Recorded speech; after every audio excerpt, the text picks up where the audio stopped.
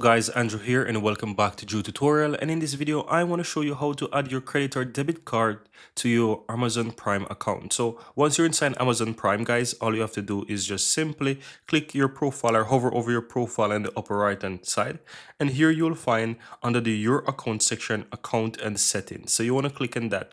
Now once you do that, you will have this appear that you will see your account, and if you look here you will find your memberships. So if you have any membership that you have, you will be able to see it. If you don't have any membership or subscription, you can basically sign up for one.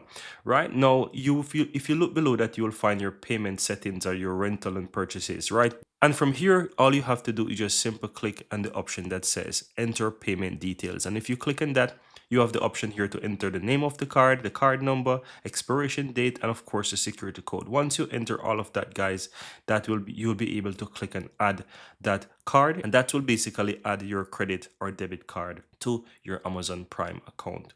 But that's all there is to it, guys. Very easy and very simple how to add a credit or debit card to your Amazon Prime account.